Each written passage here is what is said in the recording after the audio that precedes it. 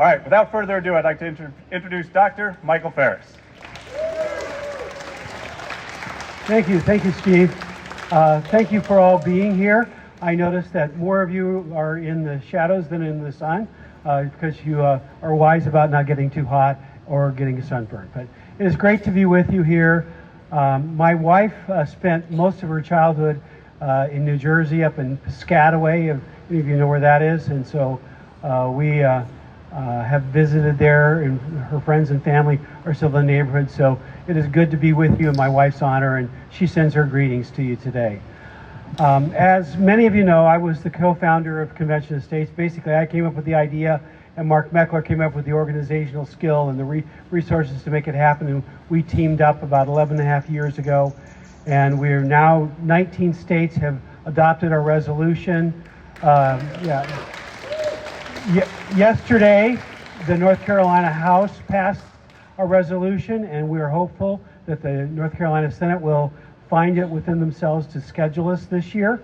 Last year we passed the House, but we didn't get scheduled in the Senate. So we believe we're going to be on the track for 20. We're also waiting for a federal district court in Kansas to rule that the Kansas Constitution doesn't control the method for amending the Constitution of the United States. The United States Constitution controls that. Thank you very much. There are only 6 Supreme Court decisions saying that exact thing, and so it's not a difficult question, but the judge has not yet ruled. And so as soon as that happens, Kansas has already multiple times passed the resolution by a simple majority vote, even though their state constitution purports to require a 2/3 majority. We followed a few votes short of that standard, but we don't that standard is not applicable. Fine for the Kansas Constitution, not applicable for the U.S. Constitution. And so we're poised, I should say, to get to 21 soon. But it's still a fight, and we've got a long ways to go. Yesterday, Mark Meckler and I and Rita were in the White House meeting with members of Trump's team. There are a great number of Trump's team that are already COS supporters, starting with the Vice President, Vance.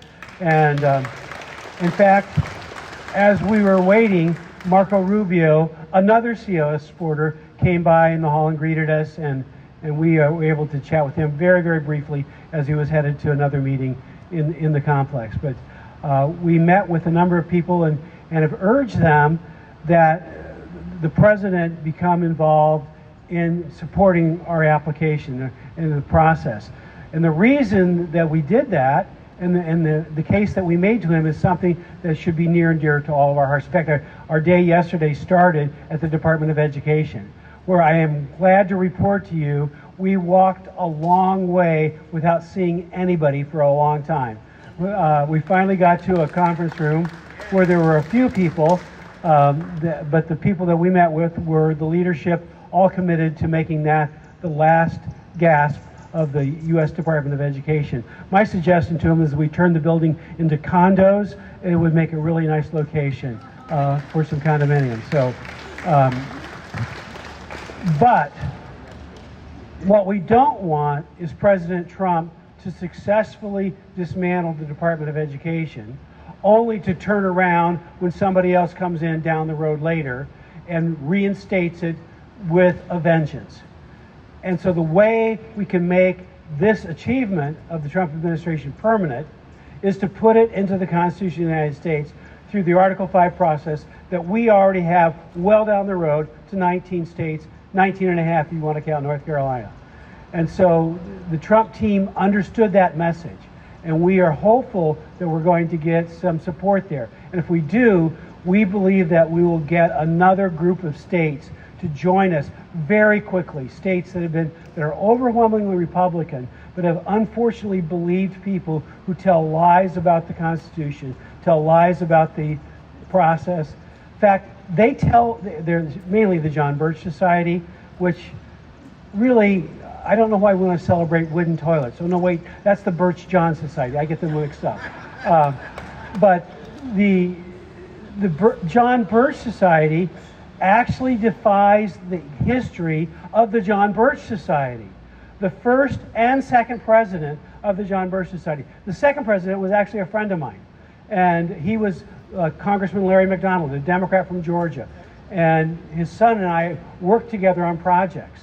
But Congressman McDonald and the prior president of the John Birch Society, the founding president of the John Birch Society, both used the Article 5 process to get states to call for an Article 5 convention to pass the Liberty Amendments. So not only do the current occupants of the offices of the John Birch Society badmouth the founders of the Constitution of the United States, they are implicitly badmouthing the founders of the John Birch Society. So I would basically tell you, you have revisionists occupying that organization that actually has a pretty good history in many respects. Other respects, not so much, but in many respects, their motives have been good from the beginning. Sometimes their methodology, but nonetheless, I'll take the original guys over the current crop any day of the week. So, why do I have hope that this is all going to be successful? Well, the biggest answer is God. And I have seen God do mighty things in many areas of my life, but particularly with homeschooling. Now, I want to tell you one story to illustrate the power of God in the legislative process. And in Iowa, which was at the time a heavily Democrat state, the law required homeschoolers to be illegal unless they happen to be a certified teacher, which is 99% of homeschoolers do not qualify under that criteria. It's effectively a ban on homeschooling. And so I had argued a case in the Supreme Court of Iowa arguing that that law was unconstitutional.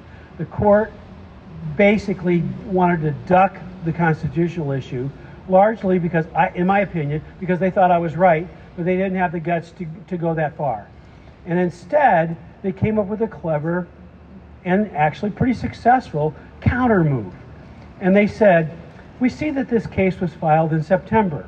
The law of Iowa requires you to to provide your children with 120 days of education by a certified teacher. And if you count by June 30th, if you count backwards from June 30th, giving it 7 days a week, you don't have to actually start your education until April or something like that.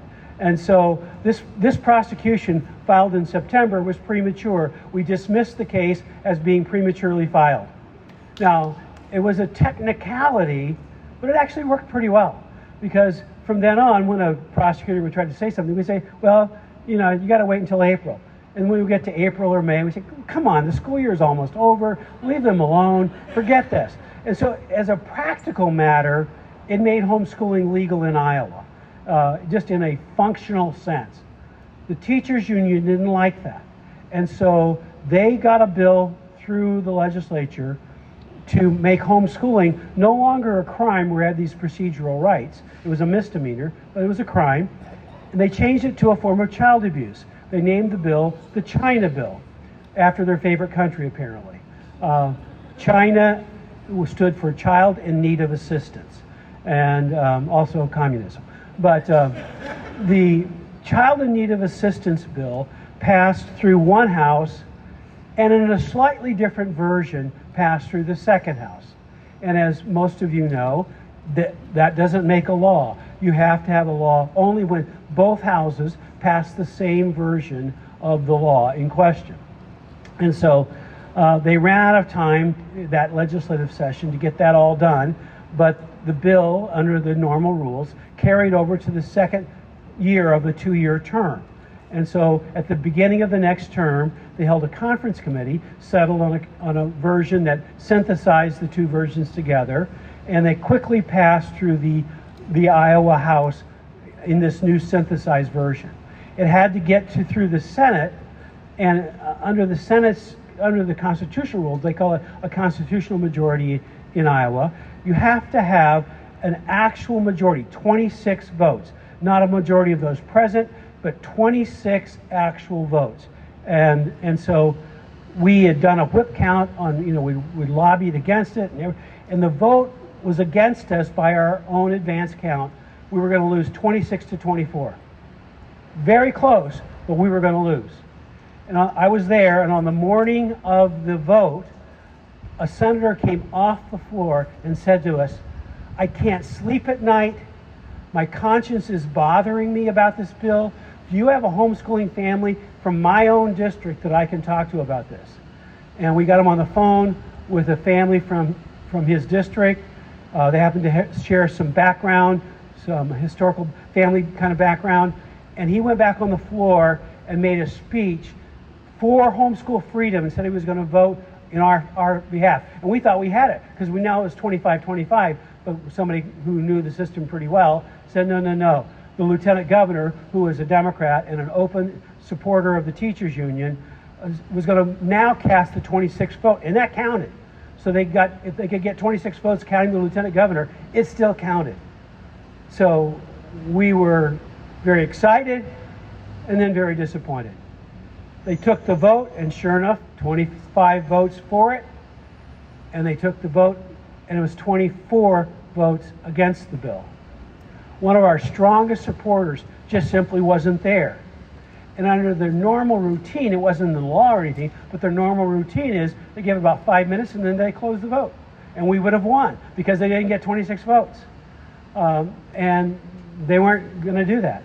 They kept the vote open and just milling around for 45 minutes, thinking the guy would come in, press the red button, and by voting no, would actually pass the bill. And they kept it open and kept it open. And after 45 minutes, they were so embarrassed, they closed the vote and we won. About 5 minutes later, he showed up, all embarrassed that he had missed the vote.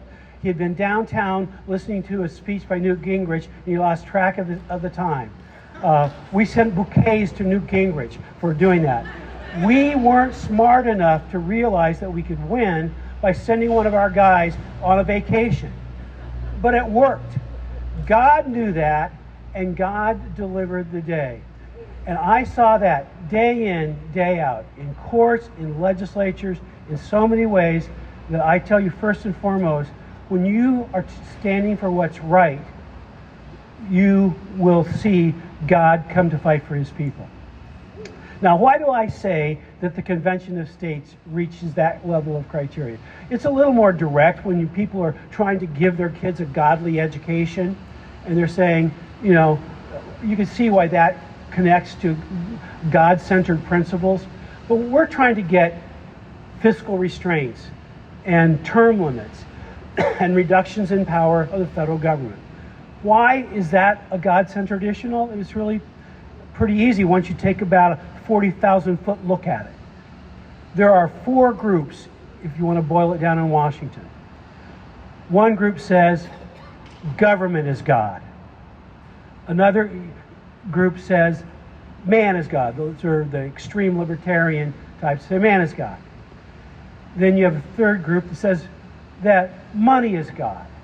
Then you have a fourth group that says that God is God. And sometimes you make coalitions among those groups, and you can work together on various things.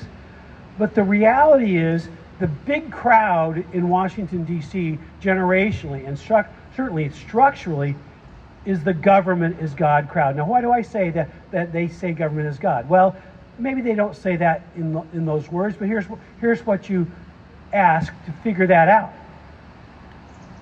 What or who will solve the central problems of life? If you say that money will solve the central problems of life, you're a government is God person. If you say each individual is going to solve their own problems, you're a man is God crowd.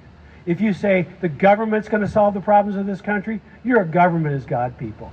If you say God is the one who solves our problems, you're a God is God crowd. Well, the government is God crowd is defying God when they contend that the solution to all of man's problems, the salvation of our country, lies in more government. They're in open defiance of the reality of the universe, and that is that God is the sovereign, not government. And so that's why I believe that we're challenging a false theocracy. A false theocracy that believes that we can solve the problems of this world by more government. And that's never worked. What's the most government you can imagine? Well, totalitarian communism is the most government. Does it work? No. I was in the Soviet Union in 1988, seeing the last gasp of the Soviet Union. We were there. I was there with a congressman named Frank Wolf, who was my congressman for many years. And we were there with a member of Parliament from England named David Amos. You remember about 3 or 4 years ago, a member of Parliament was stabbed in his office by some deranged person? That was David Amos. I knew him well, spent time with him in the Soviet Union fighting for religious freedom. We were on Red Square.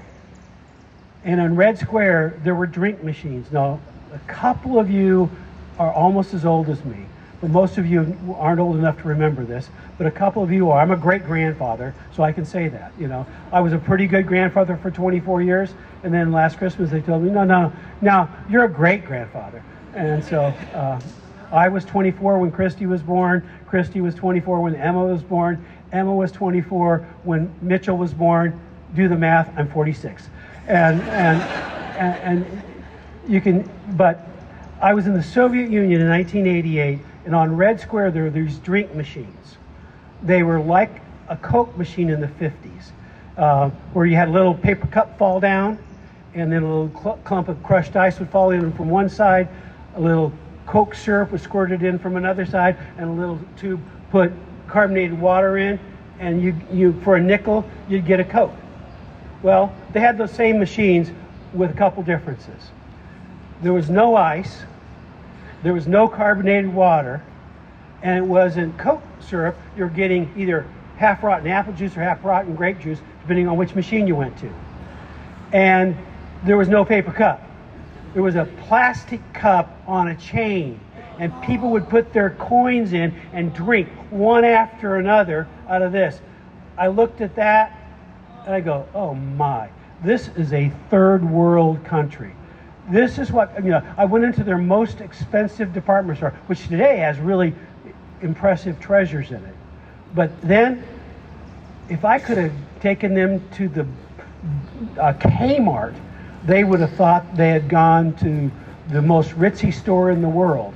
You know, I said, drop in a Kmart and a couple of Ford automobiles and a Safeway store, and these people would throw the place out overnight because they don't know what they're missing. More government did not produce more goods and services for people in the Soviet Union. More government never produces more of any of those kinds of things. More government produces want, it produces greed, it produces jealousy, and it produces the opposite of what this country was founded for, freedom. And this country was founded on the principle. What is freedom? What does it mean really, ultimately? It means I make my own decisions. Where are my kids going to go to school? Do I make the decision, or does the government make the decision? If I make the decision, then it's a free country. Where do I go to the doctor? If I make the decision where I go to the doctor, then it's a free country. If the government makes the decision where I go to the doctor, in that respect, it's not a free country.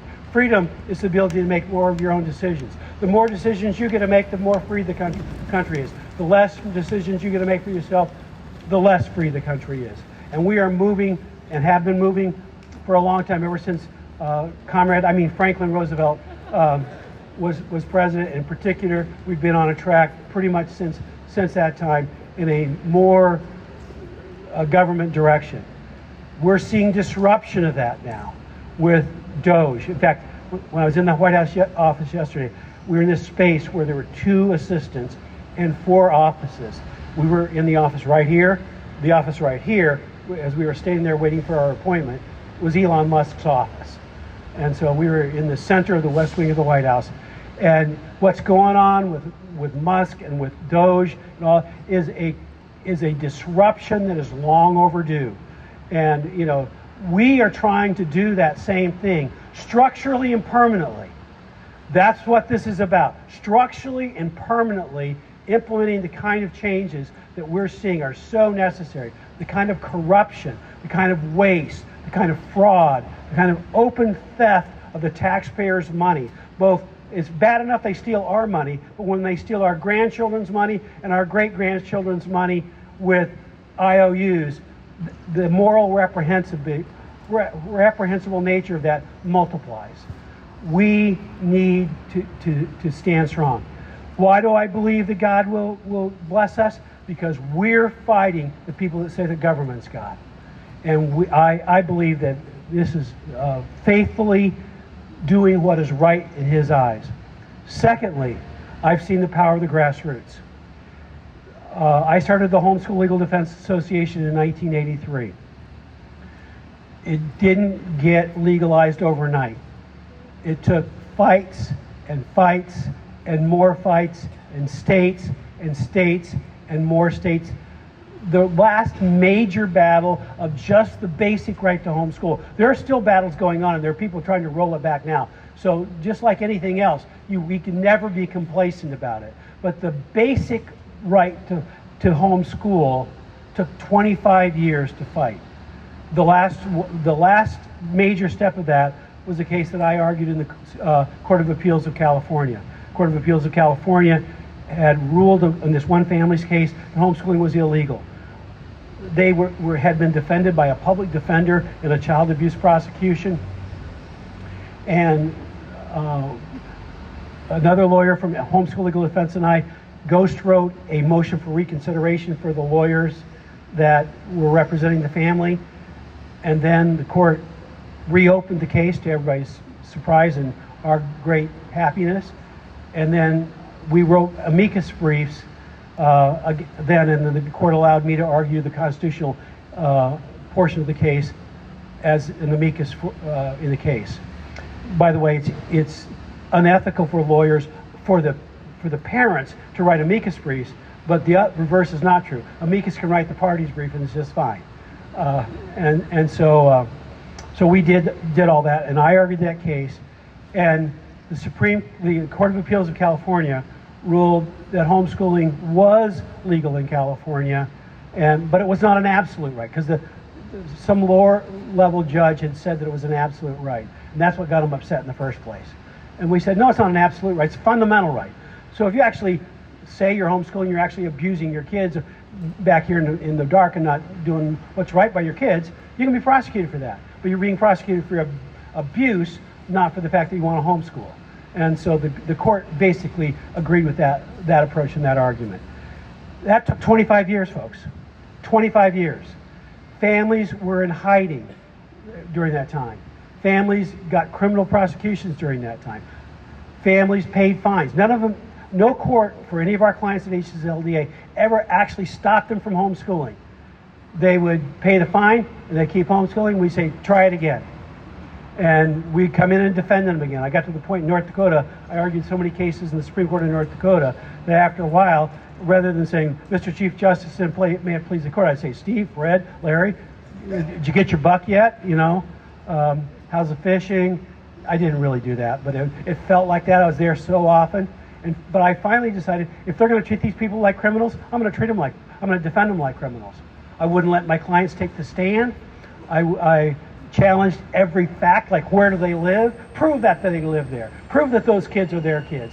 It's really hard to prove that somebody's kids are those kids if you aren't prepared for that kind of defense. But it worked. No family's right to homeschooling was ever terminated, actually, even though a few had to pay fines. That kind of determination is what it's going to take for this. And even in states where the political forces don't make it likely that we're going to get to 34, we still need to be building. Here's why. Amendments are coming.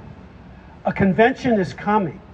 And when our amendments for a balanced budget get to New Jersey, get right here in this building, or across the way or someplace, in this complex, that we need to have built relationships. When a single subject rule says you can't have these 3,000-page bills in Congress anymore, where you put everything in the kitchen sink, you put an electoral college reform in a $1.4 trillion stopgap spending bill, you're going to stop that stuff. That's nonsense.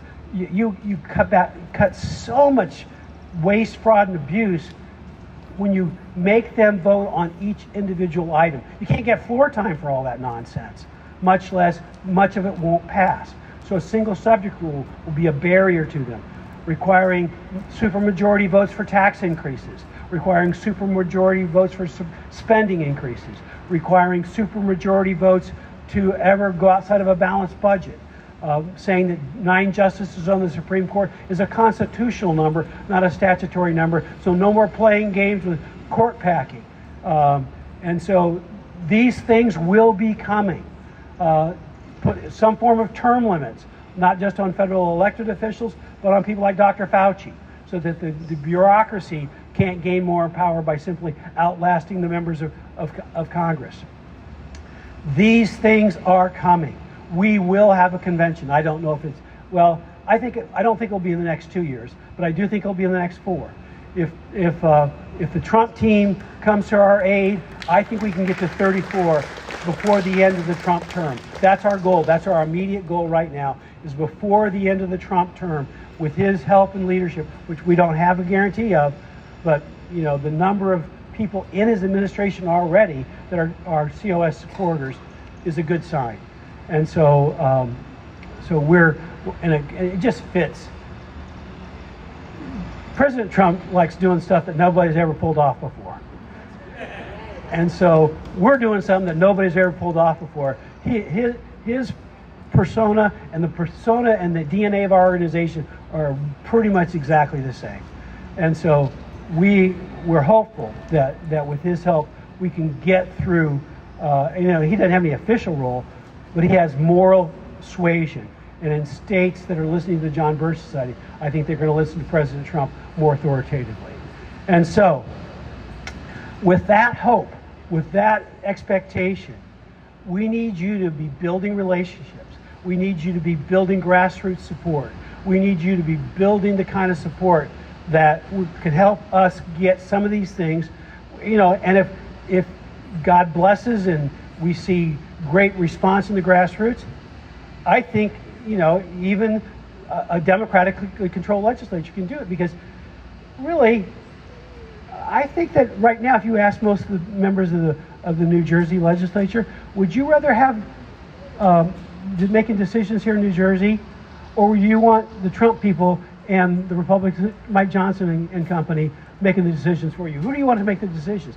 They're going to say, well, we'd rather make those decisions in New Jersey. Well, the answer is every state would like that. No matter who's in Washington, D.C. We want structural changes so the decisions come back to the states permanently. Because, Washington, D.C. has, a COS intern asked me yesterday, what federal agencies should we try to close besides the Department of Education? I said, if I just get to do what's right constitutionally, the answer is how many should remain open? Because the vast majority, the only ones I could come up with, I'd have to go look at a list to make sure that I didn't miss something. But the only ones I can say are Defense, the Treasury, the State Department, and a pared down version of Commerce, because you do have to regulate international and interstate trade. But commerce doesn't mean regulating manufacturing, banking, agriculture, or any just economic activity. It means actual basically international trade. And so other than those 4 departments, I can't think of anything the federal government needs to be doing. We don't need a Department of Education. We don't need a Department of Labor. We don't need an Environmental Protection Agency. The environmental issues in Louisiana are a lot different than the environmental issues in Arizona. The environmental issues in New Jersey are a lot different than the environmental issues in Alaska. And to the extent that the states need to cooperate together, the states know how to do that. The Uniform Commercial Code regulates banking in this country. It's passed by the states. The reason you can put a card in the machine anywhere in the country and get cash out is because of the Uniform Commercial Code, not because of federal law. It's state law. The states got together through the Uniform Law Commission, said, well, we need to have these things work out together. And so they were able to agree on a set of banking laws that every state in the country passed, and the banks work pretty well together under state law. And if we need that kind of national cooperation, we know how to do it. We do not need a federal department of this, that, or the other thing to do that. We need to do only those things that are absolutely essential for the federal government to do. I'd also probably give them NASA. I don't think the states can run NASA. But the number of things that need to be sent from the states or back to the states from Washington, D.C. are much greater than the other way around. Now, we will get it all done in the first convention of states? Not necessarily. But if we prove this weapon works to reduce the power of the federal government, it can be used successfully and faithfully, time and time again, and will be done a lot more quickly the second time. The hardest time ever will be the first time. And to prove that it works, to prove that it's safe, to prove that it's effective.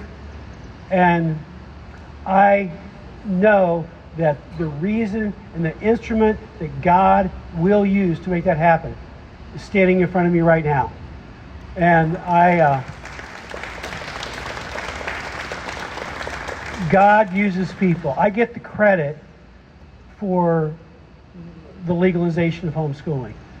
And I was the guy leading the organization that led the charge.